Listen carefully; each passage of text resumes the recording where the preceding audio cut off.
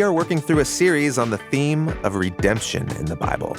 A redemption is simply the transfer of a possession back to where it belongs. Something that rightfully belongs in one person or family's possession, and through some circumstance, usually sad, tragic, wrong, evil, that person or thing ends up in someone else's possession, and it's not right.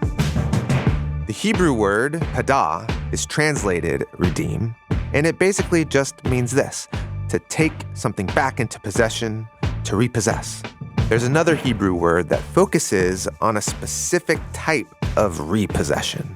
Let's say a distant nephew has to sell his land or even sell himself into slavery. Now, a family member, like an uncle or second cousin, could come and buy that land back on behalf of their nephew. This type of repossession from one family member towards another gets a special Hebrew word. It's the word ga'al. And when someone ga'als, they become the goel. The goel, the redeemer, takes initiative to go get that thing back. Now, one more word to keep in mind. Sometimes, in order to initiate a transfer of ownership, it's going to cost something. Like if I want to redeem that land, I might have to pay the value of the land to the person who currently owns it. The item of value and the exchange value is called a kopher. Now, where these ideas first come to life in the Bible is in the story of Exodus. God is the goel who redeems Israel from Pharaoh. Now, God doesn't give Pharaoh a kopher. He just takes them back. God also redeems Israel from death on the night of Passover. You see, death is coming for us all, but God gave Israel a gift. Take the blood of a blameless lamb and paint that blood on the doorframe of your house, and when you do, death won't be able to come in and take you. And so the life of the Passover lamb is the kopher. That's a recap of the vocabulary and key moments of redemption, and we needed to look at all of that because today on the podcast, we're going to take that all for granted and we're going to get really nerdy. Well, actually, it's the prophet Isaiah who's going to get really nerdy. In Isaiah 40 to 66, the word redemption appears in a higher density in these 27 chapters than anywhere in the Hebrew Bible. The prophet Isaiah is going to apply these stories of redemption, and he's going to talk about how God will once again redeem. Yahweh has redeemed his people from Egypt, and he's going to redeem them again from their future enslavement and exile and oppression.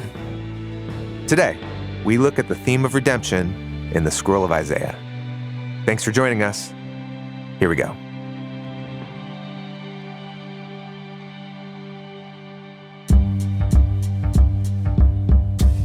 Now, before Tim and I get into Isaiah 40, we need to recap what happens in Isaiah 1 through 39.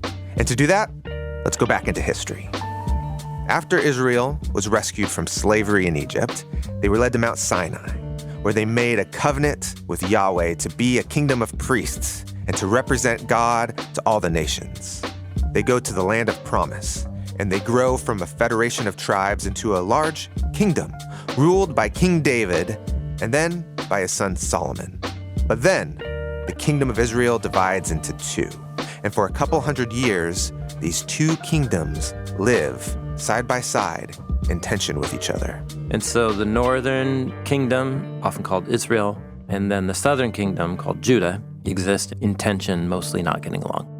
And this is where we meet the prophet Isaiah, who lives in Jerusalem. That's in the southern kingdom. There, Isaiah acts as a court prophet who instructs and critiques the kings of Jerusalem. And Isaiah does not have a lot of great things to say about them. Isaiah was looking at a mostly disappointing history. Israel and its leaders had not been faithful to the terms of the covenant they made with Yahweh at Mount Sinai, to be a kingdom of priests, a holy nation, to live by the wisdom of the covenant laws, to do justice and righteousness, to serve the poor, and to give their devotion to Yahweh alone. None of that was happening. So he has a lot to say about that. That's what fills a lot of his poems of critique. All the while, further east on the Tigris River is the kingdom of Assyria, which has been growing in power, conquering and annexing territories all across the Near East. It's the first empire in human history. They built a war machine, and then just began to conquer and then tax nations. Then in the days of Hezekiah, armies of Assyria that had taken out Israel in the north, took out Israelite towns and cities all over, and they came to attack Jerusalem. Assyria's massive army comes and besieges Jerusalem, but an angel of the Lord went out and battled on Hezekiah's behalf to defeat the Assyrians. And so that story is told in Isaiah, chapters 36, 39. There's a parallel of that story in the book of 2 Kings. And Hezekiah, in the story, actually really trusts God to deliver the city. Jerusalem stands, but just barely. So Isaiah described Assyria as a flood that is coming up to the neck. And the only thing left with its head above water is Mount Zion, Jerusalem, the city on the hill. This leaves Hezekiah nervous about the power that Assyria has. And in this fear, he does something foolish. He cozies up to an empire that's on the rise, the Empire of Babylon. So these Babylonians come, and Hezekiah hosts them, and he shows them everything in his treasury, the entire military storehouses. And so once the Babylonians leave, and Hezekiah's feeling good because he just secured Jerusalem's future, right?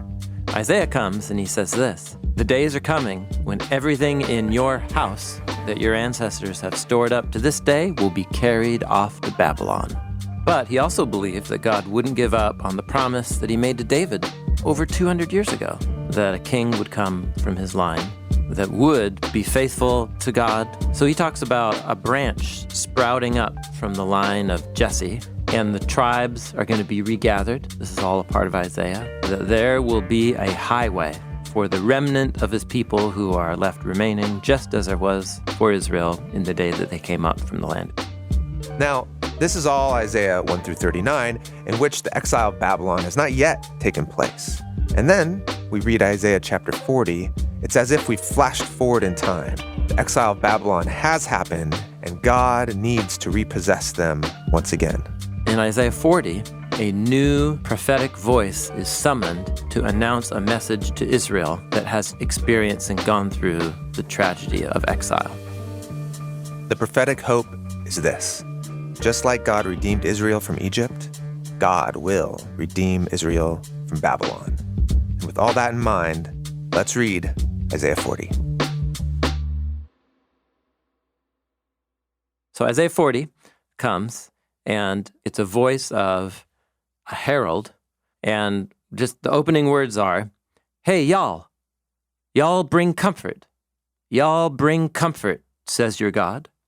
Y'all speak to the heart of Jerusalem and call out to it, because her hard service has been completed, her iniquity has been satisfactorily dealt with, for she has received from the hand of Yahweh double for all of her sins." So this is a complex passage. So they've broken the covenant. Mm-hmm. They now are in exile. Yeah. And that's the consequence of Yeah. breaking the covenant. Yep, that's what's being mentioned here as Israel committed iniquity and sin. That's the iniquity. That had consequences that had to be worked through. Mm-hmm. And now Babylon taking Jerusalem out, it's been dealt with. Mm-hmm. It's over. And now there's a time for comfort. Now God is summoning a plural group who is to tell Jerusalem that it's now the time that God's going to comfort his people. Okay. Mm-hmm. So the flood has come. Now Flood's it's time come. for the flood to recede. Yeah, it's washed away. The flood for there to be comfort. That's right. In fact, yes, in Isaiah 54, the Babylonian exile is referred to as the waters of the flood, as the days of Noah. Yeah, okay. And Yahweh's doing a new thing. In fact, we'll read that, hopefully, in a little bit.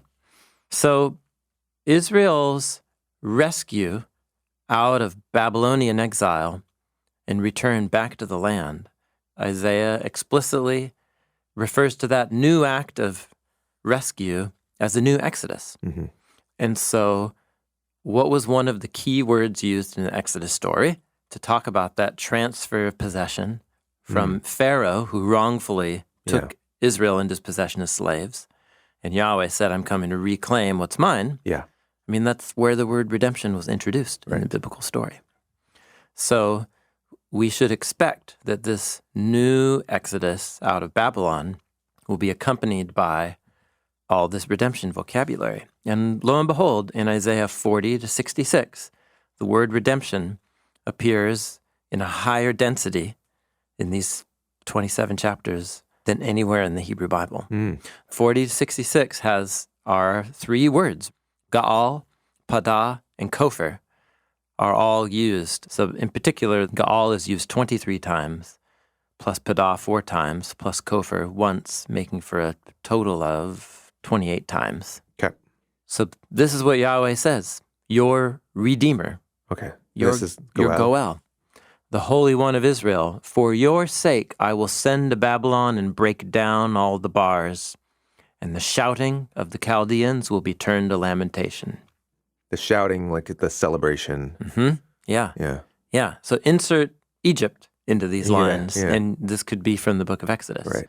For your sake I will send to Egypt and break down the bars, and the shouting of the Egyptians will turn to lamentation. Think of the night of Passover. Yeah. Isaiah 48:20 is another example. Go out from Babylon, flee from Chaldea, proclaim it with a shout of joy, announce it, send it to the ends of the earth, and say, Yahweh has redeemed his servant, Jacob. This could be, think of the song of worship that Israel sings after the redemption through the Red Sea. Yeah. The Red Sea. I just said the Red Sea. Some habits die hard. The Reed Sea. The sea of reeds. Okay. Yeah. So what's interesting is that this present and right on the cusp about to happen deliverance out of Babylon, when it's retold, it gets retold as a new Exodus story. But again, the way that redemption language is used here is really interesting. So this is one fascinating example. It's in Isaiah 43, verses 1 through 4. But now, this is what Yahweh says.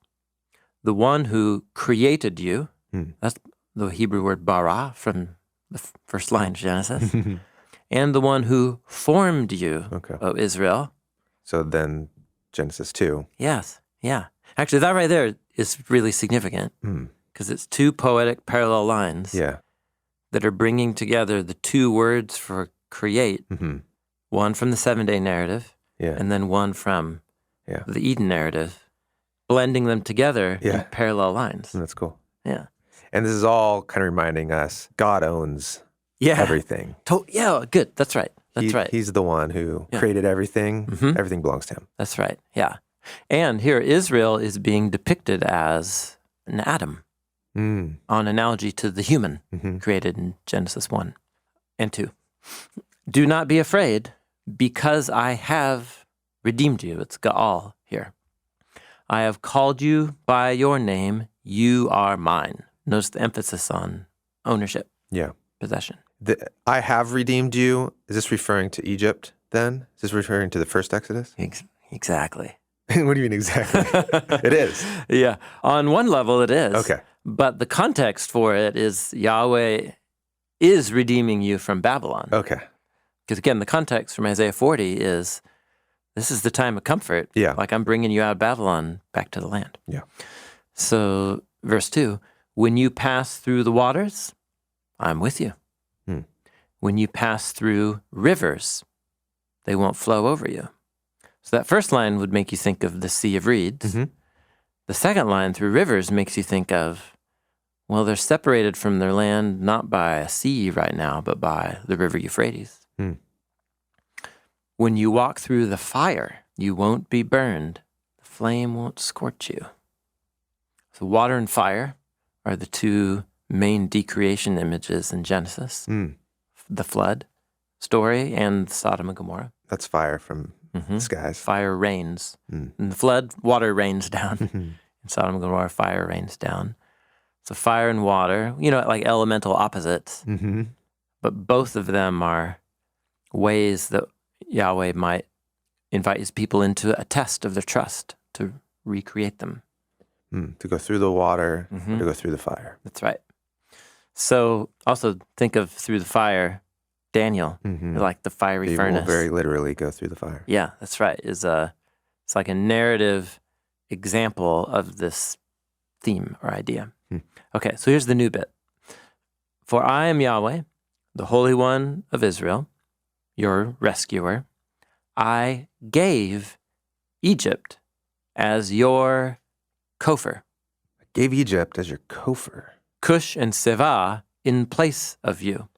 Because you are precious in my eyes, you are honored. I myself love you. I will give people in place of you and nations in place of your life. Okay.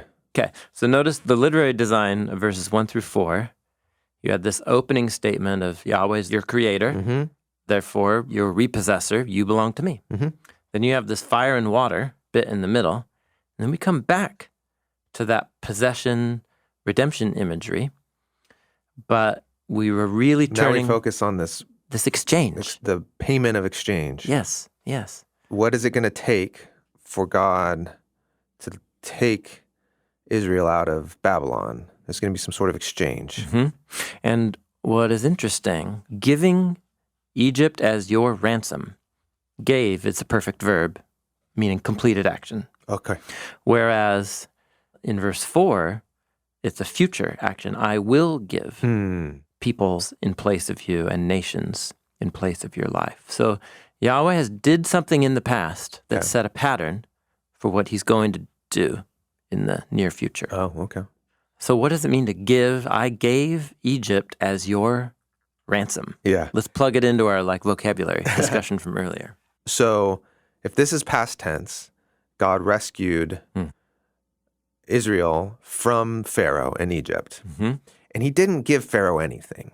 Right. That's right. The plagues were just like, hey, let me show you my power so that you will release them. There was no let me give you some sort of Kopher payment and then you'll be happy to let him go. Yeah.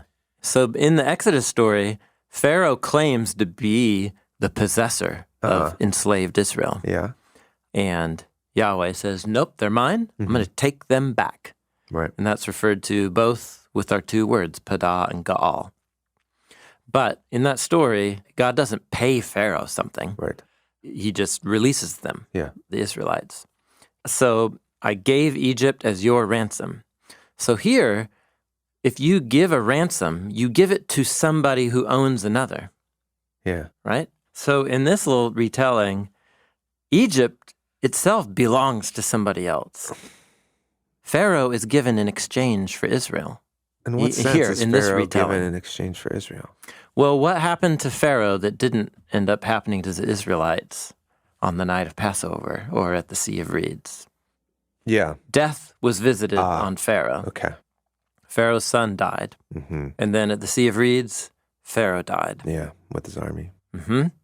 And in both of those stories, the son of Pharaoh died, but the sons of the Israelites and whatever Egyptians went into the house, right, covered by the blood, did not. So in a way, God handed Egypt over to death, and Israel was set free. Okay. Now, he didn't have to. Egypt could have also said, Yahweh, we're down. Yeah, that's right. That's right. We're sorry. Yeah. We shouldn't have been killing these kids. We shouldn't have been enslaving. Yeah. And we're going to put the blood on our doorway too. We're totally down. And we know that many people from Egypt did that because a whole bunch of non-Israelites went out of Egypt with Israel. In which case, they didn't have to die for Israel. Isn't a Kopher payment there needs to be an exchange of value in order for this to go down. Yeah. Right? So we can't transfer ownership until the exchange of value happens. That's right. It's a necessity. That's right. In this case, Egypt's dying wasn't a necessity for Israel to be free. I understand. It was a result of them resisting Yahweh's 10 times over invitation to let Israel go free. So technically, it's not a Kopher. Ah, right. Okay. But then here in this poem, it's described as a Kopher. Okay. Yeah.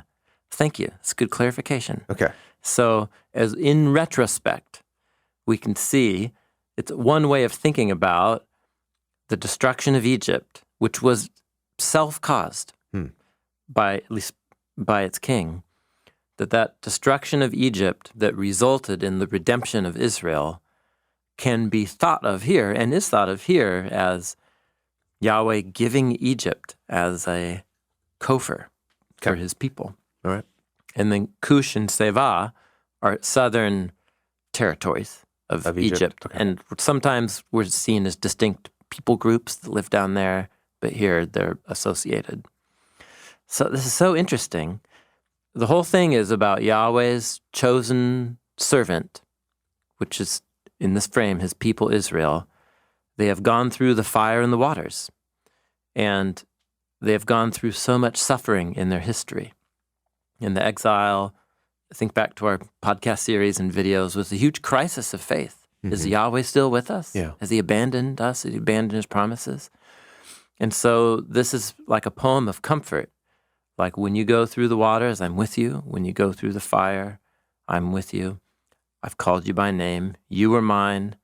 Have you noticed that in the past and right now, when I deliver you, there's all these other nations that have resisted my purpose or tried to destroy you, and I brought justice on them so that I could redeem you. And you can think of that. And you as can think of that as Egypt being offered. Yeah, it's so interesting. So the question is, well, who is the Kopher being given over to? Right. And the unspoken figure in the background here is death. Because Pharaoh died, and a whole bunch of Egyptians died. It was the result of their own decisions. But it seems like we're imagining God handing Egypt over to death with the result that Israel goes free. The unspoken, wrongful possessor that's trying to take life is given a Kopher, and Israel goes free. Which is a way to think about the night of Passover. Yahweh unleashes the destroyer. Yeah. Death. And death is roaming throughout Egypt. But there the Kopher is the blood. There the Kopher is That's the real Kopher. The life of the Passover lamb. Yeah. Yeah, that's right. But here, Egypt is the Kopher. So I'm just trying to account for why is Egypt called the Kopher? Because normally when you retell the story, you think of the Passover lamb. Yeah. Its life was surrendered to death so that anyone in the house could have life. Okay. So that seems like the most important Kopher to pay attention to. So why here in this poem not talk about that? I know. Talk about totally. Egypt being the Kopher. I know. I agree with you. Yeah. That's why this passage is so interesting. What's the payoff? So here it's all in a message of comfort. So this is Israel's covenant God speaking to his people who have endured a besieged capital city for almost 2 years. Yeah. Horrific starvation and death in the city. A whole bunch of the population, like, taken captive, marched, all the terrible stuff. Yeah. Displacement. Yeah. All of that. So these chapters of Isaiah, especially 40 to 55, they're like this very personal letter of comfort. So here it's saying, like, listen, look at all these empires around you, Egypt, Babylon.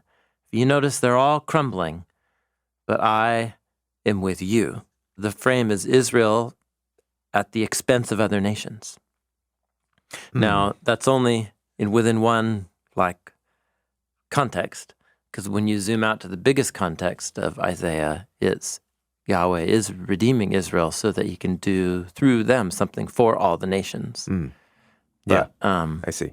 These are the moments that trip me up in the Bible a lot because it feels like God just saying, hey, they're going to get what's theirs. Yeah.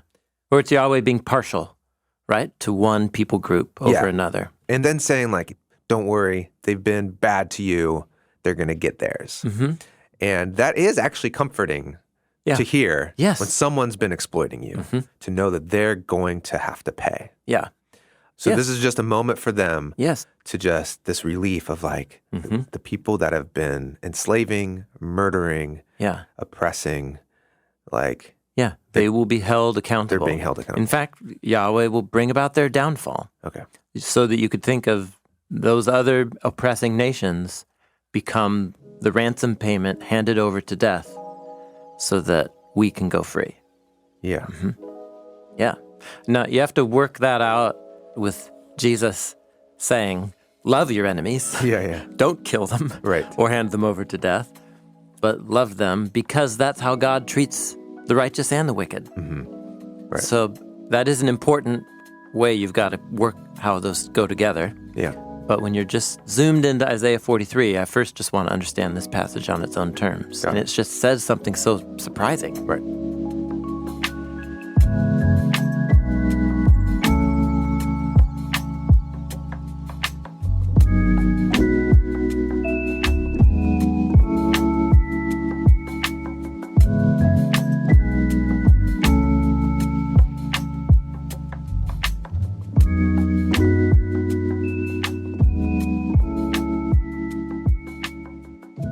Let's enter another parable. Let's think about marriage and then some kind of separation and divorce and abandonment and widowhood. That's the world, brings us into the world of Isaiah 54. It's a very powerful poem that uses a different narrative storyline to make the same exact point. So Isaiah 54 comes along and just starts speaking to a woman who's never been able to have children. And that infertile woman is called to burst into a song of joy. That's the opening of Isaiah 54. Sing for joy, O barren woman who has never given birth. Burst forth into rejoicing and have joy, you who have never been in labor. Because the children of the desolate woman are more than the children of the married woman, says Yahweh. So let's pause. First, let's think backwards in terms of hyperlink or design patterns. This poem could be said of many women throughout the Torah and prophets. Okay. And those stories are all in the background here. Yeah. So Sarah and Hannah are the Yeah. two women on my brain. Totally. It's great. Those should be on the brain. Also, Rachel, who is Jacob's most preferred wife. She's not having any children while her sister, who is also Jacob's wife, is having Reuben and Levi and Judah and all that. So there's this motif of a woman who is married but can't have kids in contrast to a woman who's having lots of children. And in the traditional culture within which the Hebrew Bible narratives take place, that's a situation of real social shame for the woman who can't give birth. Yeah. So that inability to have children is going to result in lots of children. That's the first frame. Don't be afraid. You will not be ashamed. For you will forget the shame of your youth and will no longer remember the disgrace of your widowhood. So this is a widowed woman. No, who it's a never widow. Never gave birth. Yeah, we're like stacking Yeah, the problems. the problems and the vulnerabilities. These are two of the most vulnerable situations in the traditional patriarchal farming culture of the ancient Israelites. Be a barren woman, be a widowed woman. Yes, that's right. And now it's someone is both of these somehow at the same time. Verse 5, why should you not be afraid and why should you sing for joy? Because your husband is your creator. His name is Yahweh of hosts. Okay. So now we're not talking about a woman as much as we're talking about Israel Yes. as the woman. Israel is being depicted or metaphorically portrayed, as being a woman who's never been able to have kids, and then also a woman who has been forced into mourning and tragedy for the death of the husband. But then you're like, but wait, the husband is Yahweh. Yahweh never died. So we're... Yes, in this metaphoric world that we're in. What do you say? Metaphorical kaleidoscope. Okay. From one angle, she's... A widow. Yeah, widow. From one angle, she's... The wife of Yahweh. That's right. Yeah. Yeah. So your husband is your creator, and your redeemer is the Holy One of Israel. Oh, sorry, back to the widow, we think of Ruth and Naomi. In terms of vulnerable stories about vulnerable widows in the Hebrew Bible, Ruth and Naomi are the number one story. Oh, okay. So your husband is your creator, your redeemer, your Goel, is the Holy One of Israel, the God of all the land. So, but here we are to the possession theme. Yeah. So Yahweh has called you like a wife who has been forsaken and hurt of spirit, like a wife of young age when she is rejected. So now Israel is like a young divorced woman who has been rejected and forsaken by a husband. And this is a way to talk about the exile. This is all thinking about the exile. So having the inability to produce children, Okay. your future is cut off. Yeah. Yep. The widowhood, everything that you value has died. And you were married. And there's no one to come and save you as a widow. But you were rejected and abandoned by your husband. So there's 3 different ways that a woman could become vulnerable in that society. All of them are named and mapped metaphorically onto Israel's history of unfaithfulness, and then God handing them over to exile. But now is a moment of redemption. So verse 7, I abandoned you for a short moment, but I will gather you with great compassion. I hid my face from you for a moment in flowing anger, but I will have compassion on you with everlasting faithfulness, says your Redeemer, Yahweh. This is a great example of metaphorical kaleidoscoping. This happens all the time in Isaiah, especially. Okay. So we're not trying to paint a literal picture. We have multiple metaphorical stories stacked on top of each other. We're focusing in on the Redeemer part of this. Yeah. And for a widow to be redeemed, this is the story of Ruth and Naomi. Yeah. And Ruth is a widow, and the Goel comes and rescues her and becomes her husband. And so now she can produce a family and have life in the land. And so here, Isaiah is talking to Israel in exile.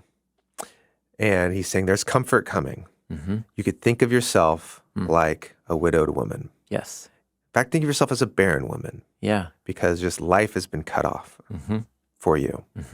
And you could even think of yourself as a divorced woman in a way, because of the covenant unfaithfulness, you have been handed over to consequences, which in the logic of the storyline of the Bible is, you won't stay in the land. And the land will reject you. So you're experiencing all that. But in spite of all that, there is comfort coming. And it's coming here in this poem in this figure of the Redeemer. Yeah. The husband Redeemer. Yes, a husband Redeemer. Which is the Boaz character. Yeah. Someone coming and saying, I will take you and I will bring you back to life. What's interesting is God is the husband that also had to reject Israel. And will be the one to redeem. That's right. So this poem doesn't elaborate on, well, why would Yahweh have abandoned and hid his face? And that's because the poet is assuming you've internalized all of... Why did the flood come? Exactly, Why are we experiencing death? And that's not what's focused on here. What's focused on here is how are we going to be rescued from this flood? Yeah, that's right. And actually, just the flood we brought up earlier, the next line, like verse 9 is, for all of this are like the waters of Noah to me. So the poet brings up the flood. So now all of a sudden, this infertile, widowed, divorced woman and the experience of going from that state to remarried, big family, and with a living husband again, all of that is set on analogy to the flood in this poem. But just this section, verses 1 to 8, it's like we are thinking of Ruth, but somehow we're also thinking of Sarah and Rachel and Hannah, and all of these stories of women who are brought into moments of crisis in these narratives because of the sins of others, sometimes because of their own moral failings and ways they wronged others. But it creates these situations of crisis and vulnerability. And then in each case, God does something to restore them to a family. And here, that role is called the Redeemer. And so Boaz, just thinking of our last episode, previous episode, Boaz is like a narrative image for what Yahweh continually does for Israel, for all these women in the story of the Bible. But then also all of that is an image for what Yahweh is doing for Israel and all of that is an image of what Yahweh is doing for all of creation on the largest frame out. Yeah. So it's just such a rich, multi-layered use of this redemption language of the rescue from Egypt is like them being redeemed, not just from Egypt, but from death itself, so much that Egypt is thought of as like the ransom payment. Or here, Yahweh can be thought of as like the Boaz, the redeeming husband who comes to restore a woman whose husband has died or divorced her, and she's never been able to have kids. And now all of those family elements are brought. And these are all Eden images of family, of community, covenant union resulting in the flourishing of life in a safe and secure environment. And bringing it back to Eden brings it back to our most basic frame, which is we belong to God. Yes. But we have been handed over to death. Yeah, that's right. Yes. And so we exist for the life of Eden, and we are God's. Yeah, our rightful identity is ones who are possessed by God. Children of God. Children of God. Yeah. Images of God. Yeah. Yeah. Treasured by God. And then through our own folly decide a different way, which then transfers us into the possession of death. And the story of the Bible is about God snatching us from death back to our proper ownership. Yeah. And that exchange of ownership, that transfer of ownership, that repossessing is a redemption. And there's two ways we've been talking about it here in Isaiah, which is the Exodus pattern of that happening. Yeah. But then we are talking about the Boaz pattern or the pattern of the woman being transferred back to life as well. Yeah, that's right. Yep, that's Isaiah 54. And in Isaiah, this is about the other side of Babylonian exile, something yet future.